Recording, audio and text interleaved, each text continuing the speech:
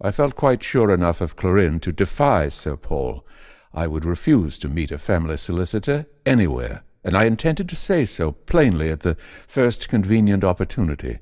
The opportunity came after dinner that evening, when we were all in the drawing-room, Lady Catafalques dozing uneasily in her armchair behind a fire-screen, and Clorin in the further room, playing funereal dirges in the darkness, and pressing the stiff keys of the old piano with a languid, uncertain touch. The Curse of the Catafalques by F. Ainsty. Narrated by Edward E. French. Part 3. Drawing a chair up to Sir Paul's, I began to broach the subject calmly and temperately. "I find," I said, "that we have not quite understood one another over this affair in the Grey Chamber. When I agreed to an appointment there, I thought, well, it doesn't matter what I thought. I was a little too premature.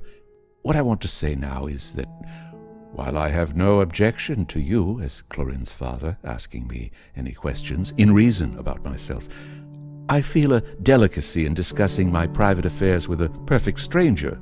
His burning eyes looked me through and through. "I don't understand," he said. "Tell me what you're talking about."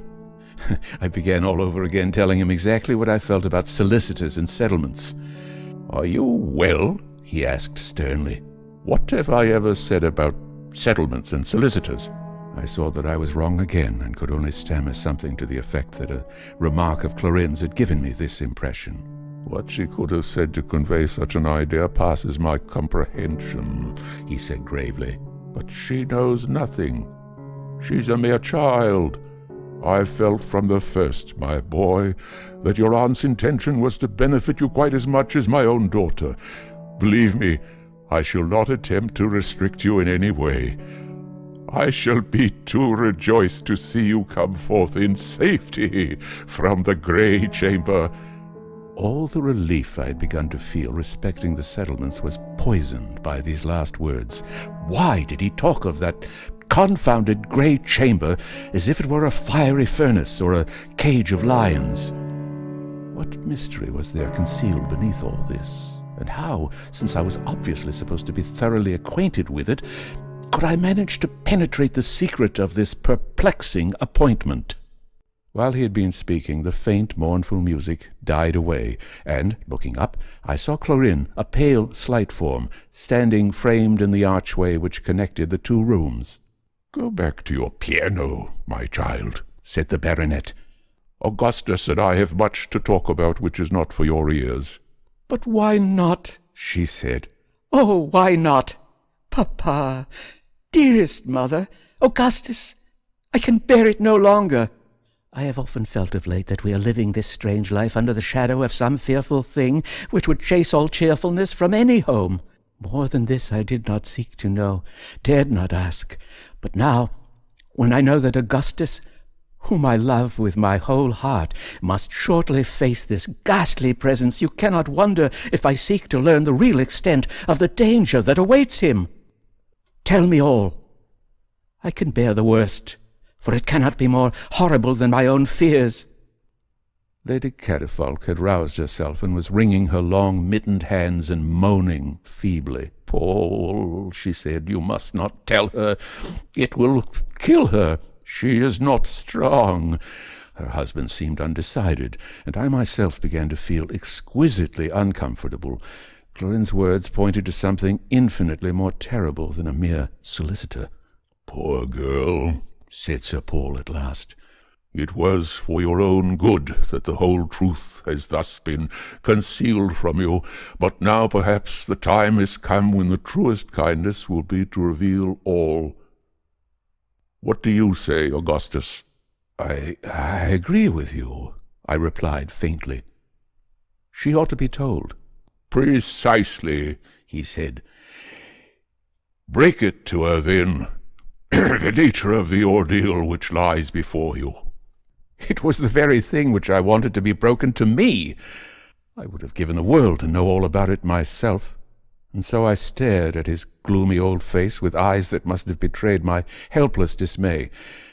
At last I saved myself by suggesting that such a story would come less harshly from a parent's lips. "Well, so be it," he said. "Clorian, compose yourself, dearest one. Sit down there and summon up all your fortitude to hear what I'm about to tell you.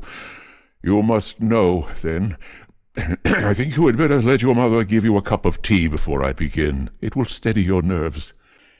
During the delay which followed, for Sir Paul did not consider his daughter sufficiently fortified until she had taken at least 3 cups, I suffered the tortures of suspense, which I dared not betray.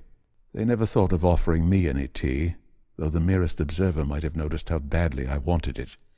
At last the baronet was satisfied, and not without a sort of gloomy enjoyment and a proud relish of the distinction implied in his exceptional affliction, he began his weird and almost incredible tale. "It is now," said he, "some centuries since our ill-fated house was first afflicted with the family curse which still attends it. A certain Humphrey de Catafalques, by his acquaintance with the black art, it was said, had procured the services of a species of familiar, a dread and supernatural being. For some reason he had conceived a bitter enmity towards his nearest relations, whom he hated with a virulence that not even death could soften. For, by a refinement of malice, he bequeathed this baleful thing to his descendants forever, as an inalienable heirloom, and to this day it follows the title, and the head of the family for the time being is bound to provide it with a secret compartment under his own roof. But that is not the worst. As each member of our house succeeds to the ancestral rank and honors, he must seek an interview with the curse, as it has been styled for generations, and in that interview it is decided whether the spell is to be broken and the curse depart from us forever, or whether it is to continue its blighting influence and hold yet another life in miserable thraldom." "And are you one of its thralls, then, Papa?" faltered Clorin. "I am, indeed," he said. "I failed to quell it, as every catafalque, however brave and resolute, has failed yet. It checks all my accounts, and woe to me if that cold, withering eye discovers the slightest error, even in the pence column. I could not describe the extent of my bondage to you, my daughter, or the humiliation of having to go and tremble monthly before that awful presence. Not even yet, old as I am, have I grown quite accustomed to it." Never, in my wildest imaginings, had I anticipated anything 1/4 so dreadful as this, but still I clung to the hope that it was impossible to bring me into the affair. "But, Sir Paul," I said, "Sir Paul, you mustn't stop there, or you'll alarm Clorin more than there's any need to do. She, don't you see, she's got some idea into her head that I have to go through much the same sort of thing. Just explain to her. I'm not a catafalque, Clorin, so it can't interfere with me. That is so, isn't it, Sir Paul?" "Good heavens, sir, don't torture her like this," I cried as he was silent. "Speak out." "You mean well, Augustus," he said, "but the time for deceiving her has gone by. She must know the worst. Yes, my poor child," he continued to Clorin, whose eyes were wide with terror, though I fancy mine were even wider. "Unhappily, though our beloved Augustus is not a catafalque himself, he has of his own free will brought himself within the influence of the curse, and he, too, at the appointed hour, must keep the awful assignation, and brave all that the most fiendish malevolence can do to shake his resolution." I could not say a single word. The horror of the idea was altogether too much for me, and I fell back on my chair in a state of speechless collapse. You see, Sir Paul went on explaining, it is not only all new baronets, but everyone who would seek an alliance with the females of our race, who must, by the terms of that strange bequest, also undergo this trial. It may be in some degree owing to this necessity that ever since Humphrey de Catafalques' diabolical testament first took effect, every maiden of our house has died a spinster. Here Clorine hid her face with a low wail. In 1770, it is true, one solitary suitor was emboldened by love and daring to face the ordeal. He went calmly and resolutely to the chamber where the curse was then lodged, and the next morning they found him outside the door, a gibbering maniac. I writhed on my chair. Augustus! Cried Clorine wildly. Promise me you will not permit the curse to turn you into a gibbering maniac. I think if I saw you gibber, I should die. I was on the verge of gibbering then. I dared not trust myself to speak. Nay, Clorine, said Sir Paul more cheerfully. There is no cause for alarm. All has been made smooth for Augustus. I began to brighten a little at this. His Aunt Petronia has made a special study of the old world science of incantation, and has undoubtedly succeeded at last in discovering the master word, which, employed according to her directions, would almost certainly break the unhallowed spell.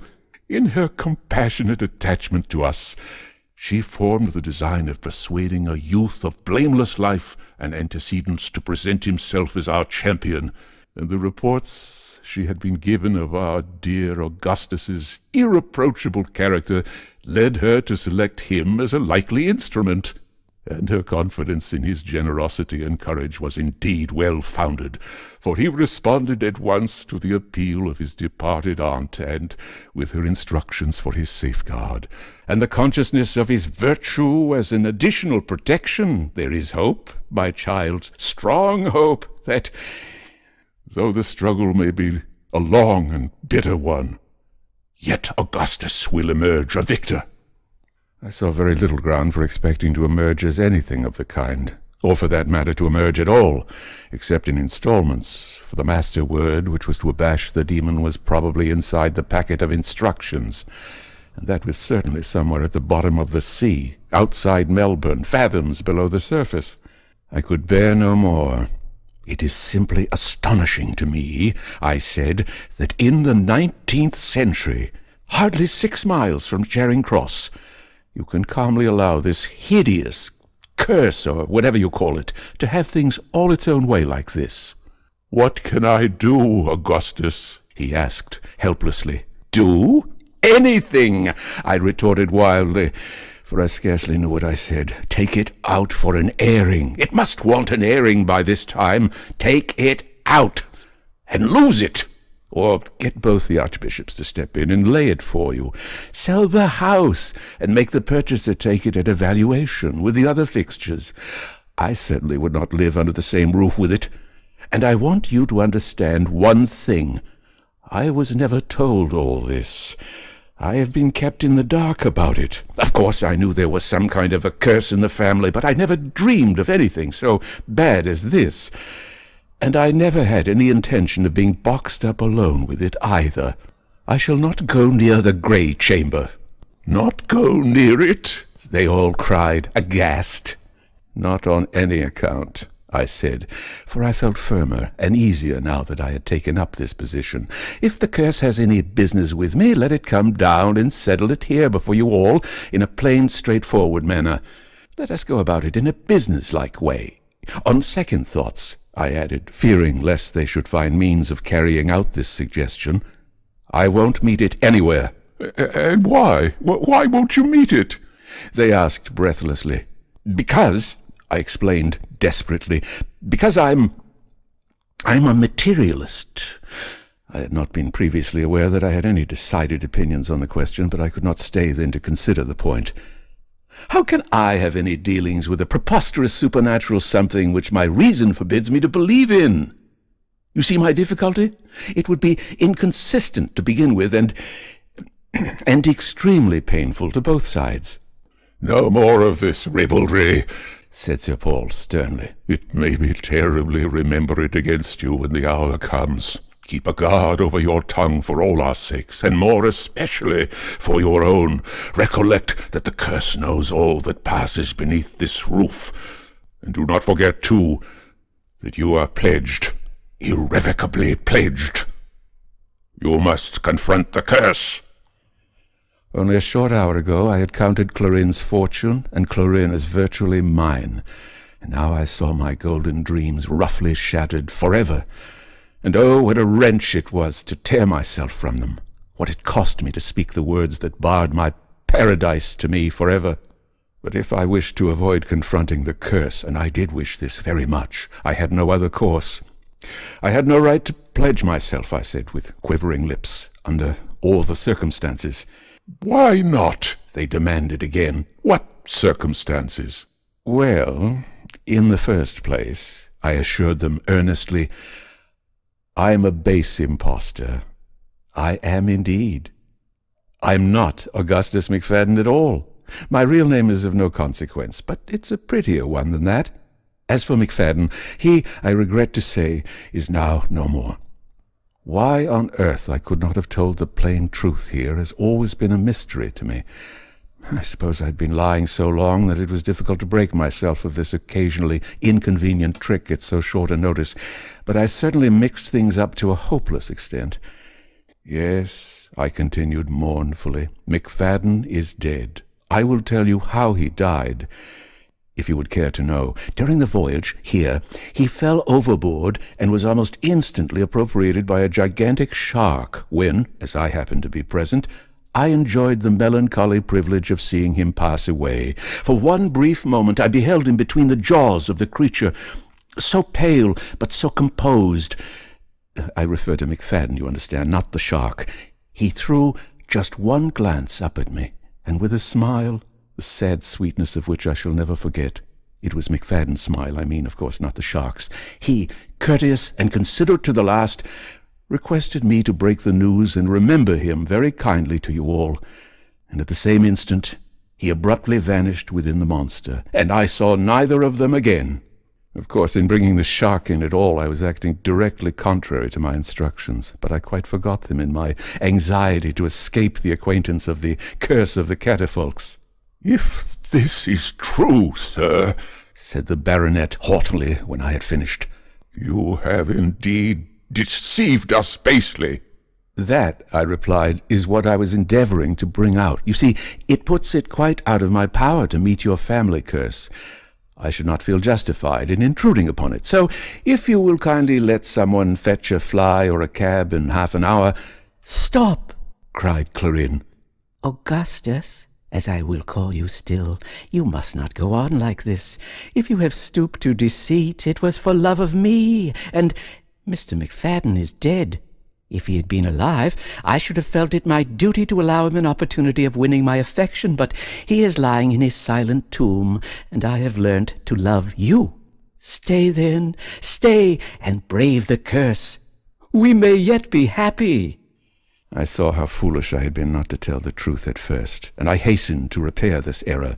When I described McFadden as dead, I said hoarsely, it was a loose way of putting the facts, because, to be quite accurate, he isn't dead. We found out afterwards that it was another fellow the shark had swallowed, and in fact another shark altogether. So he is alive and well now at Melbourne. But when he came to know about the curse, he was too much frightened to come across, and he asked me to call and make his excuses. I have now done so, and will trespass no further on your kindness, if you will tell somebody to bring a vehicle of any sort in a quarter of an hour. Pardon me, said the baronet, but we cannot part in this way. I feared when I first saw you that your resolution might give way under the strain. It is only natural, I admit. But you deceive yourself if you think we cannot see that these extraordinary and utterly contradictory stories are prompted by sudden panic. I quite understand it, Augustus. I cannot blame you, but to allow you to withdraw now would be worse than weakness on my part. The panic will pass. You will forget these fears tomorrow. You must forget them. Remember, you have promised. For your own sake, I shall take care that you do not forfeit that solemn bond, for I dare not let you run the danger of exciting the curse by a deliberate insult." I saw clearly that his conduct was dictated by a deliberate and most repulsive selfishness. He did not entirely believe me, but he was determined that if there was any chance that I, whoever I might be, could free him from his present thraldom, he would not let it escape him. I raved, I protested, I implored, all in vain. They would not believe a single word I said. They positively refused to release me, and insisted upon my performing my engagement. And at last Clorin and her mother left the room, with a little contempt for my unworthiness mingled with their evident compassion. And a little later Sir Paul conducted me to my room, and locked me in till, as he said, I had returned to my senses.